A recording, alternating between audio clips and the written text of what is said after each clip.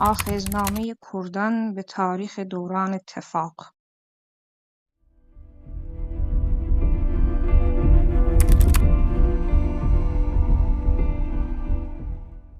حتما آدمی با درک واقعیت موقعیت خویش طغیان خواهد کرد، چرا که تفکر بنیاد ستیز و رادیکال باید حادترین موضع استیصال را اتخاذ کند تا معاصر بودگی در درک تاریکی‌ها و خطرات حال حاضر تبلور یابد. صنعت تصویر تولید انبوه وهم می‌کند و وهم نیز تسلیم بودگی، سکوت و سکون، ناامیدی جهان را در بر گرفته است. کیست آن که بالقوه تروریست قلمداد نشده باشد؟ چه نام دارد انسانی که داغ بدهکاری بر پیشانیش نخورده است؟ چگونه زیستند آنانی که به کیش‌های لیبرال دموکراسی و سوسیال دموکراسی نگرویدند؟ کجاست آن وجب زمینی که تحت استیلای همسوگندان سازمان دول متحده علیه بشریت نباشد؟ درک موقعیت خود در این اتحاد مقدس علیه جهان بشری، مردم و مردم بودگی، طغیان را تبدیل به یک ضرورت و امر قیام را در اولویت قرار می‌دهد. آخذنامه کردان طرح این ضروریت و اولویت است.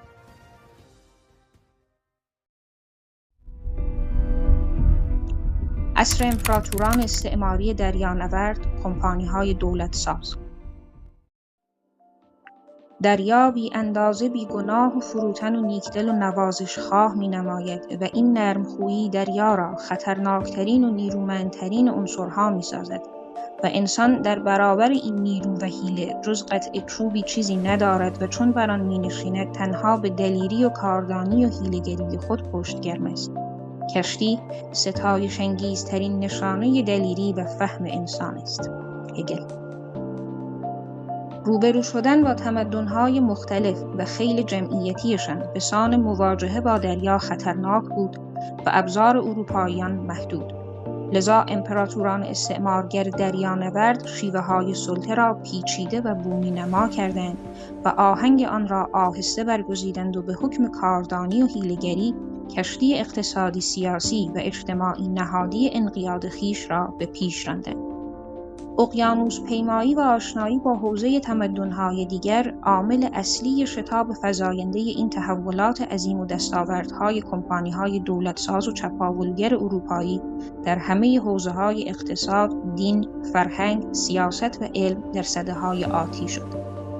همانطور که تاراج ذخایر طلا و نقره آمریکای لاتین انباشت اولیه سرمایه را ممکن کرد، قصص، افسانه‌ها، گیاهشناسی، شیوه‌های تولید، سبک‌های زندگی، رژیم‌های غذایی و تنوع محصولات، انباشت اولیه حوزه‌های فرهنگ، سیاست، دین، علم و هنر را ممکن ساخت. دستاوردهایی که نه تنها سبب تغییرات گسترده‌ای در بطن جوامع اروپایی و سرآغاز تولیدات گسترده در همه حوزه‌ها گشت، بلکه تفاخر به جهان اروپایی جودو کریستیانی و پس شمردن دیگران غیر سفید را با تلاش در ابدی کردن این برتری حبابی در پی داشت. تاریخ جهان تنها تاریخ اروپا نیست. تاریخ اروپا نیز تاریخ تضاد طبقاتی نیست، بلکه تاریخ سیاسی توجیه سلطه بر توده است. سلطه‌ای که بر دو ستون اصلی دین جهان شمول و نظم امپراتوریایی جودو کریستیانی استوار بوده و هست.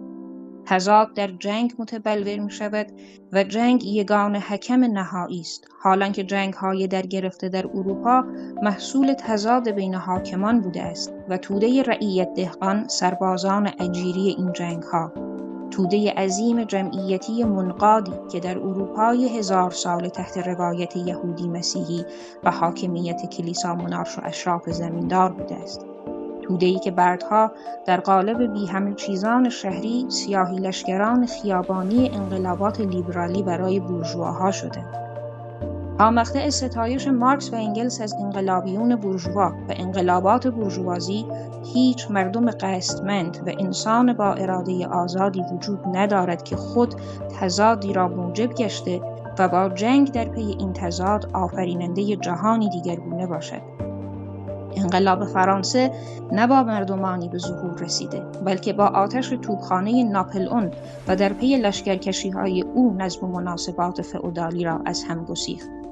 آرزوی یک کل منقاد با گرویدن آخرین قبایل سفیدپوست وایکینگ و اسلاو در مفهوم اروپای مسیحی تجسم یافت و تنها مقطعی که میتوانست گزارشی از تضاد طبقاتی و سندیتی تاریخی بر ادعای وجود مردمانی قصدمند باشد را عقیم ساخت. مقطعی که ملاکان زمیندار رعیت دهقانان را از زمینها اخراج کردند تا به قبایل سرگردان گرسنه تبدیل شده و بعد از دهه‌ها سرگردانی در حاشیه بورگ‌ها و باروها تبدیل به نیروی مولد مزدی شد. مارکس و انگلس با اشراف به این واقعیت بورژوازی را می‌ستایند که با تولید طبقه پرولتاریای اکثریت برای اولین بار پتانسیل مردم سازی را در حیات اروپای منقاد به وجود آوردند. وجوب تبدیل پرولتاریا به سربازان بی همه چیز کنندگان برای بی همه چیز سازی مردمان مؤید همداستانی بازوی چپ و راست در بی همه چیزی بی همه چیز شدگان است که توده های هیچ وقت آزاد نبوده و طعم برابری و برادری نچشیده را با شعارهای آزادی، برابری و برادری به سیاهی لشکران خیابانی بورژوازی تبدیل کردند. وگرنه تصور انقلاب کارگری موهوم در پس شعارهای پرولتاریا در این انقلاب چیزی جز زنجیرهای خود را از دست نخواهد داد، اما جهانی را به چنگ می آورد و پرولتاریای جهان متحد شوید ممکن نبود. از همین رو پرولتاریا مردم نشد، هیچگاه متحد نشد و هیچ انقلابی از کارخانه سر بر نیاورد. گرامشی این ناکامی‌ها را در هژمون فرهنگ طبیعی ساز برجسته نمود.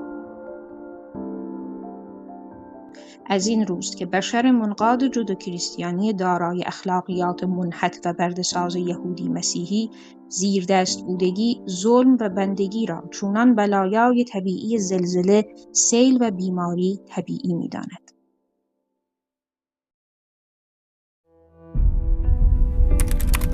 کمپانی‌های مرکانتیل.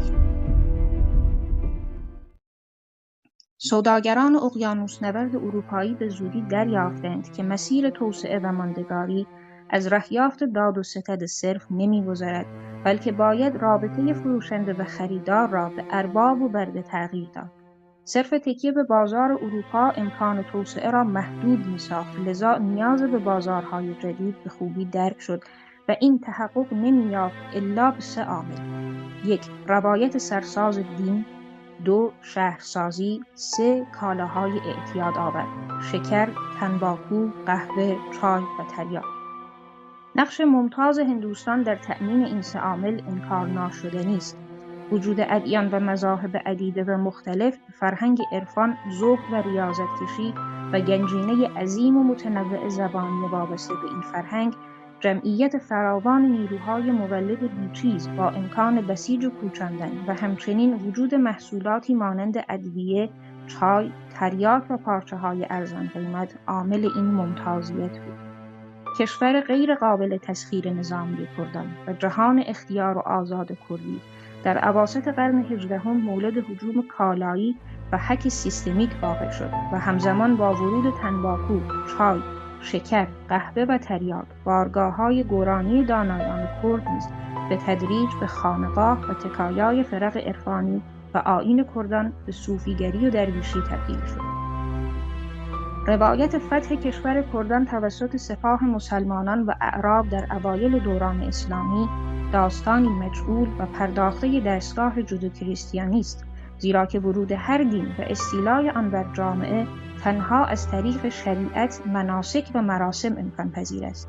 از این رو عرفان یهودی هندی که بر ستون طریقت و حقیقت استوار است، تنها صورت ممکن پذیرش اسلام است و پذیرش تکایا خانقاه نیز بدون ارائه خدمات و سرگرمی ناممکن.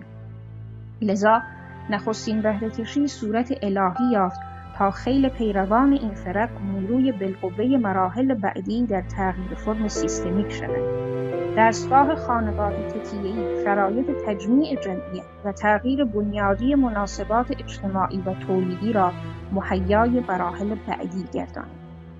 تصرف الهیاتی زمین که بعدها در صورت متکامل زمین‌های وقفی پدیدار گشت و بهره‌کشی خودخواسته مقدس تحت نام کار وقفی یا نذری و نفس کالایی کردن زمین که قانون وراثت اسلامی وجه مشروعیت بخشی اجتماعیش را عهده‌دار شد، امکان خرید و فروش آزادانه زمین را چونان کالا مهیا ساخت تا به عنوان یگانه منبع تولید ثروت تا آن زمان رفته رفته از دسترس عموم خارج گردد.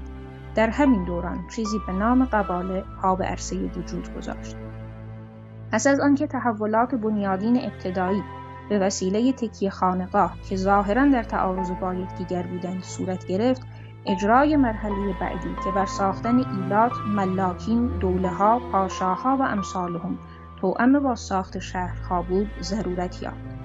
از آنجایی که مالکیت جمعی بر چراگاه‌ها، زمین‌ها، جنگل‌ها و وسعت سرزمینی خودکفایی و غنای ساکنان کردوار را موجب شده بود، برقراری شهرهای استعماری با استفاده از ساکنان و صاحبان کشور کردان میسر نبود. از همین روی کمپانی‌های بازارساز با کوچاندن توده‌های منقاد پیرامونی یعنی ارامنه، آسوریان، یهودیان، ترک‌ها و هندی‌های پارسی گام بعدی بلعیدن کردوار را برداشتند. بر ساختن ملاکان تایتلدار امکان سیستم سازی دولتی را با شهرهای نوظهور ممکن کرد تا این پدیداریان با امران منابع مولده برای بازار نخستینان کشت تجاری شوند. نیروهای مولد قابل بهره‌کشی که توسط تکایا خانقاه پرورش یافته بودند به زودی به عنوان رعیت در خدمت تصرفات الهی و عدوانی زمینهای گسترده سرزمین کردان درآمدند تا به فراخور طبیعت زمین به کشت تجاری چای، تریاک و تنباکو گماشته شود. تکایا خانقاه با آرشیوسازی از قباله‌ها، قراردادها، دیوان منظوم و تاریخ مکتوب، مکتوبات عربی فارسی ساختگی و متأخر، تازه نوظهوران طبقه حاکم و مالک را در نظم دارالخلافه استانبول و تهران تثبیت کردند تا تصوری ازلی ابدی از حاکمیت انقیادی در این سرزمین ایجاد کنند. اما نبود دستگاه الهیاتی متمرکزی که در مساجد فاخر و فراوان برجسته شود و مؤید وجود خلیفه مسلمین تحت نام جانشین پیامبر با موضوع خلافت رستگاری دنیوی و اخروی امت محمد باشد، ابطالگر این تصور الغایی است. هرچند حاشیه دریاهای کردوار به کانون خلافت سازی و بنای شهرهای استعماری مشتمل بر مراکز قهوه‌خانه، امرتخانه، فاحشه‌خانه، شیره‌کشخانه و بازار تبدیل شد تا در پس تحولات سترگ صنعتی گذار به مراحل بعدی امکان پذیرتر باشد. چرا که این نظام نوپا به یمن انقلابات متعدد در عرصه تولید نیازمند به روزرسانی سیستم سلطه بازاری و ناچار به متحول کردن ساختارهای برساخته قبلی خود بود، تحولاتی که با تغییر کاربرد، موازی سازی و یا حذف مطلق آنها صورت می‌گرفت. از این دست ظهور مولانا خالد نقشبندی، احمد لاهوری، علی محمد باب، سید حیدر حیدری و امثالهم همزمان با تنظیمات ظهور عثمانی و افسانه ارتش‌سازی برای ایلی مجعول الهویه به نام قاجار رقم خورد و در عین حال دستاوردهای شگرف صنعتی چون راه آهن و متل بخار امکان و آهنگ کوچاندن بیوطنان نامتعلق به سرزمین کردان را برای ساخت شهرهای چند ده هزار نفری متمرکز و به طبع ورود مناسبات سرمایه‌داری افزایش بخشید.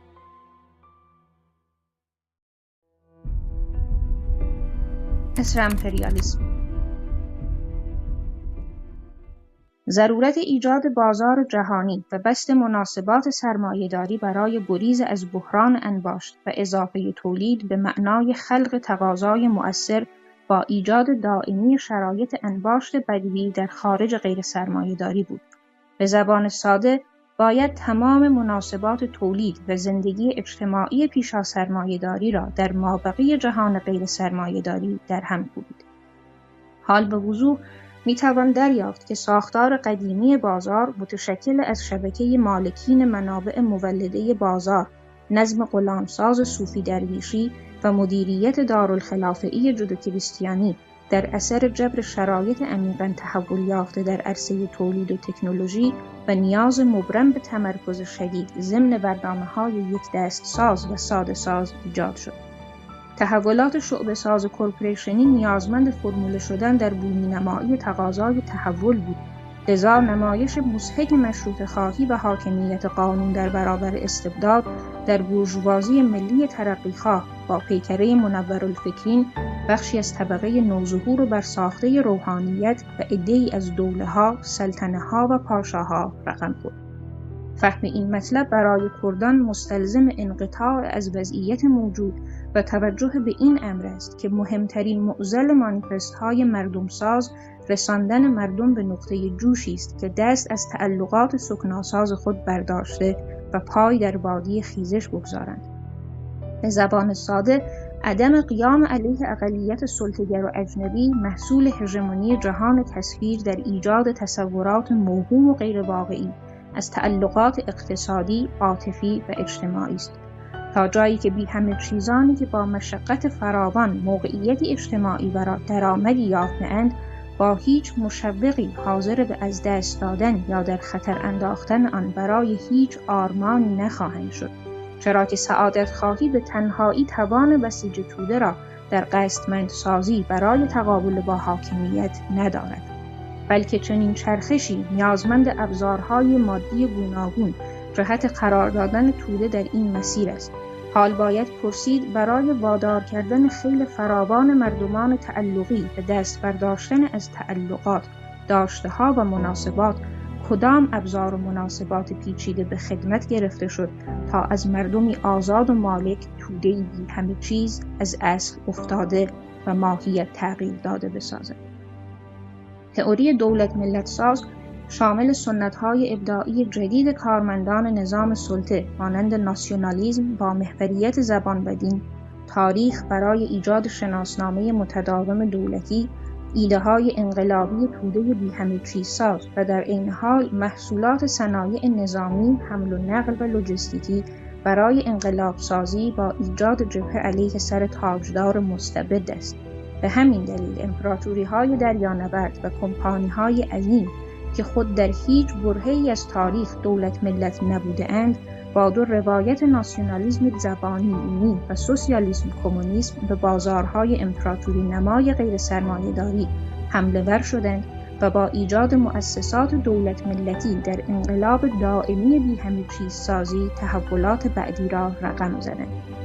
همزمان با تحولات سریع صنعتی، نخستین بحران‌های عمیق بورژوازی آغاز شد، چرا که بعد از ساخت بازار جهانی دریافتند که برای رهایی از بحران ساختاری انباشت و اضافه تولید باید هجوم توانمند و متداومی را به خارج غیر سرمایه‌داری تدارک ببینند تا شرایط انباشت بدوی برای ایجاد تقاضای مؤثر را ممکن کنند.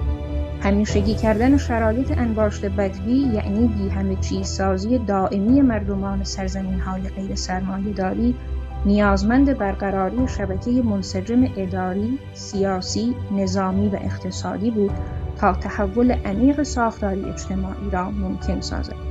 از این رو صحنه مهیای اجرایی کردن نمایش‌های مختلف به ظهور رساندن شعبات کورپوریشنی تحت نام دولت ملت شد تا با سناریوی ناسیونالیسم برساخته ژانگولرهای سربرآورده از محافل فراموشخانه‌ای و فراماسونری تحت نام باززایش روند الزامات بعدی را خواست بومی جلوه دهند.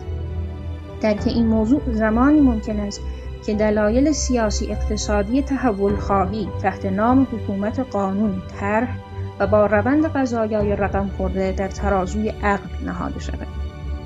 در پی آزادسازی رعایا به سال 1861 توسط الکساندر دوم روسیه و تولید نخستین موج بی همه چیزان روسی، ضرورت ایجاد حکومت قانون برای صیانت از سرمایه و مالکینش با بسیج این نیرو و ایجاد احزاب اپوزیسیون و سندیکاسازی جهت وادار کردن تظاهر به احداث دوما در دستور کار قرار گرفت. حضور بورژوازی صاحبان سرمایه و چرخ تولید، پیوستن بخشی از فئودال‌ها به آن و خیل بی همه چیزان مزدی شهری انقلاب 1905 را تعریف و غیر قابل اجتناب می‌کند.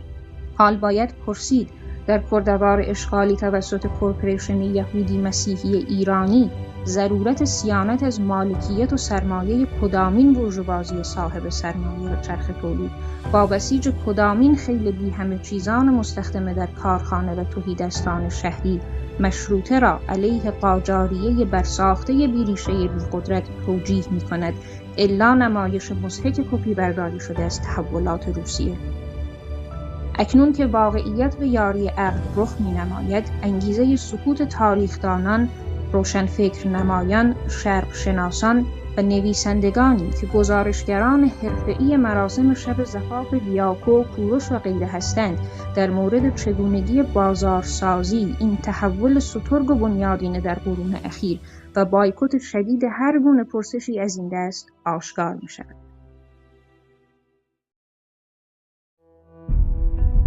عصر کمدی.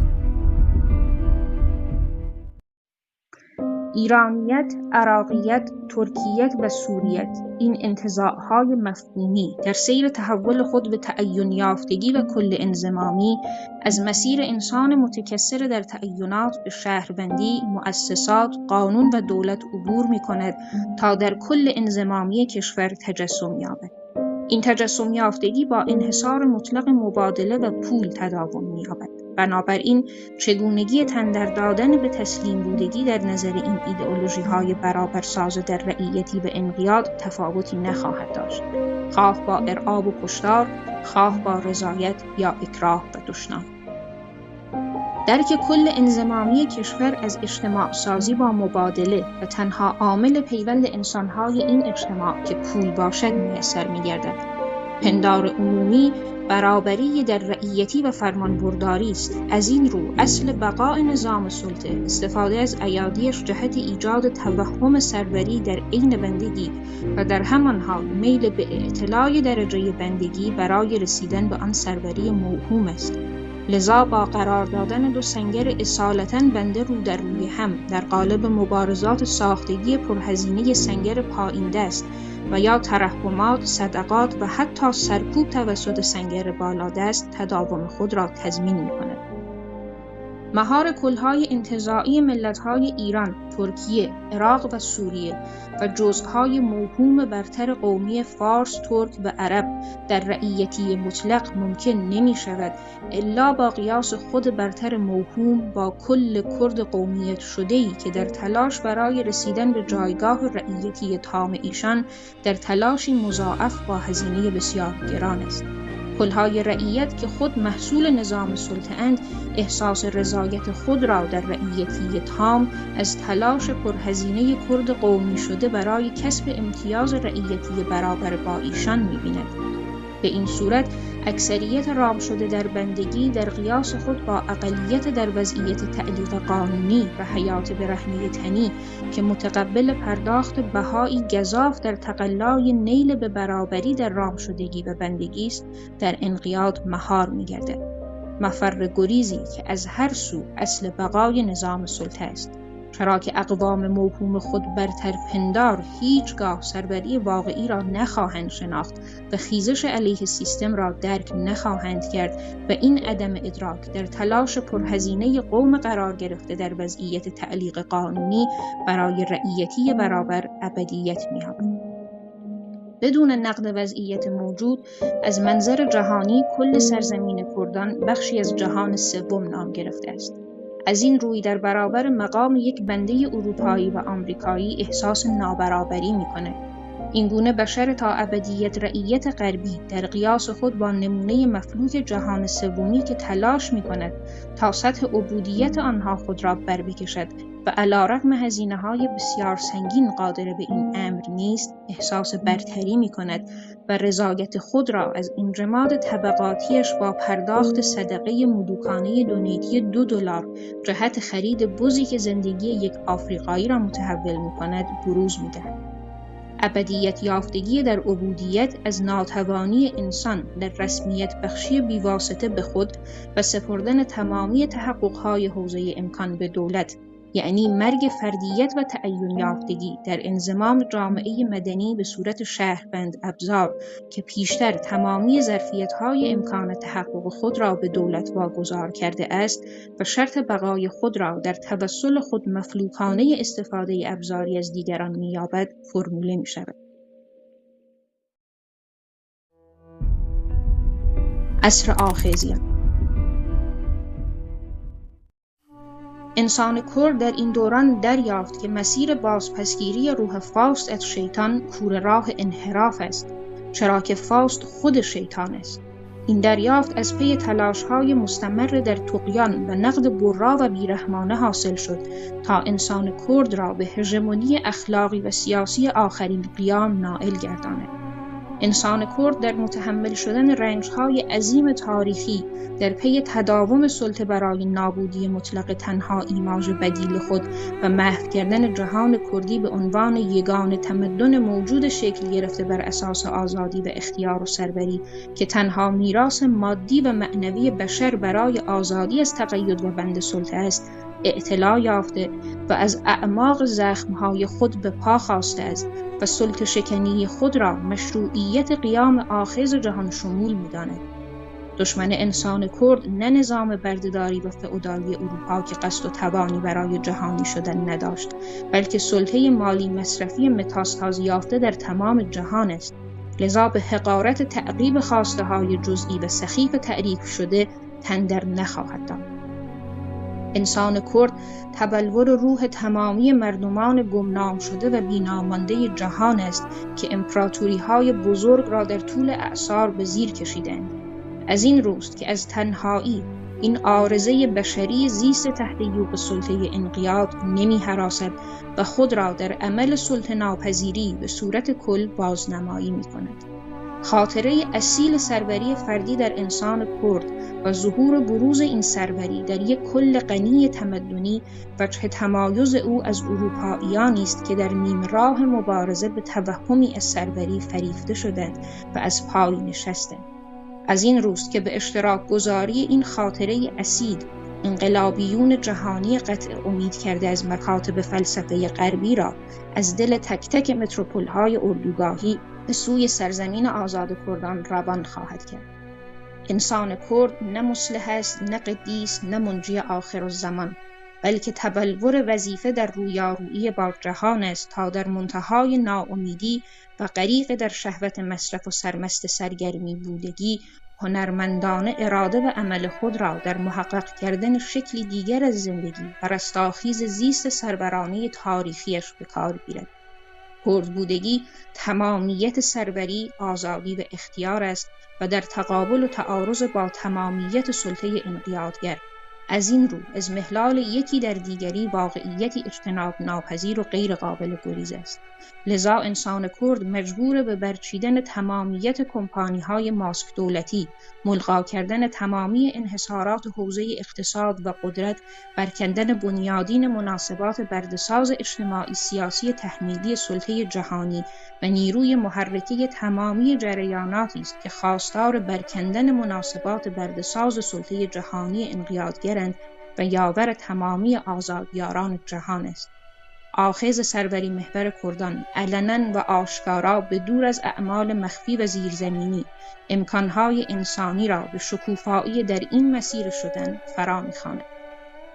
هر کس کردش کرد چنش ننالا، شین مراتب مرتبه بالا.